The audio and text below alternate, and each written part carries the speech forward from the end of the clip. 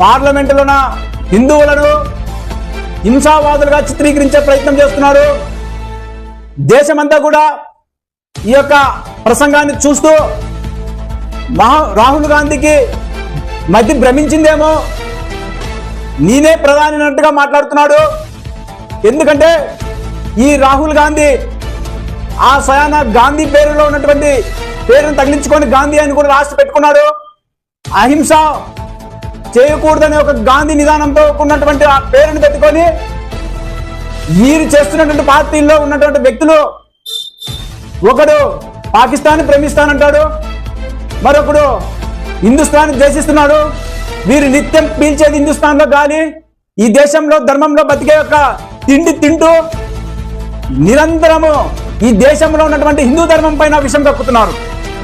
ఇతనికి సబ్జెక్టే లేదా, ఈ దేశంలో సమస్యలే లేవా అన్నట్టుగా కేవలం హిందూ హింస చేస్తుంది, హిందూ ధర్మం హింస హింస హింస అని చెప్పి కూడా ప్రబోధిస్తున్నాడు.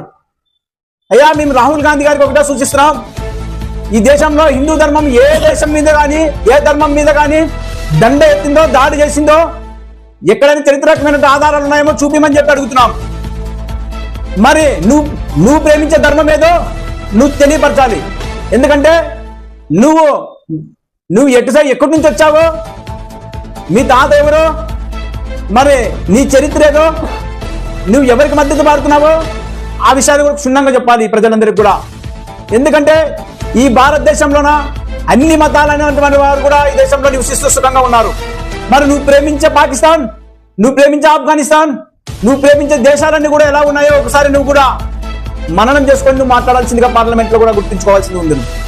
హిందూ ధర్మం పైన మీరు విషయం కక్కకపోతే మీకు ఓటు లేదు, సీటు లేదు. 24 గంటల పాటు నిత్యం కూడా మీరు హిందుత్వాన్ని ద్వేషిస్తున్నారు. ఒకవైపు నామాలు పెట్టుకుంటూ కాషాయం ధరిస్తూ గుళ్ళు దేవాలయాల చుట్టూ తిరుగుతున్నారు. ఓట్ల కోసం మీ కపట నాటక రాజకీయ బుద్ధులన్నీ ఆపండి. ఈ దేశ భవిష్యత్తు గురించి ఆలోచించాలని అని చెప్పి నిన్ను ఎంపీగా ఎన్నుకొని పంపించడం జరిగింది. మరి నువ్వు అక్కడికి వెళ్తే ఏం చెప్తున్నావు, ఎవరికి సందేశం ఇస్తున్నావు? ఈ యొక్క మీడియా ముఖ్యంగా ద్వారా బజరంగ దళ్ డిమాండ్ చేస్తుంది, నీకు దమ్ము ధైర్యం ఉంటే నీ యొక్క చరిత్ర, మీ ఎక్కడి నుంచి వచ్చింది నీకు ఈ గాంధీ పేరు, ఆ గాంధీ ఎలా వచ్చిందో నువ్వు బయట ప్రజలు చెప్పు, అప్పుడు నిన్ను హర్షిస్తారు. పేరేమో గాంధీ పెట్టుకున్నావు, రాహుల్ గాంధీ, మరి పేరు పెట్టుకొని ఆ గాంధీ యొక్క శివరాంశం ఆయన పేరు కూడా జోడించుకొని వచ్చినటువంటి నీ యొక్క వంశ చరిత్ర చెప్పయా జనాలకి, ఈ యొక్క బజరంగ దళ్ సూటిగా ప్రశ్నిస్తుంది. అంతేగాని 24 గంటల సేపు ఈ ధర్మం పైన ఈ దేశం పైన విషం కక్కుతూ ఎవరి మన్నన కోసం ఎవరిని మెప్పించాలని చెప్పి నువ్వు చేస్తున్నావు. కాబట్టి ఇది ఖబర్దార్. నీకు హిందూ శక్తులంతా కూడా ఒక్కసారి నీ వైపు చూస్తే నువ్వు మాది మస్ అయిపోతావు. అలాగే కాంగ్రెస్ పార్టీలో ఉన్నటువంటి హిందువులందరూ కూడా మీరు సిగ్గుతో తలకాయ దించుకోవాలి.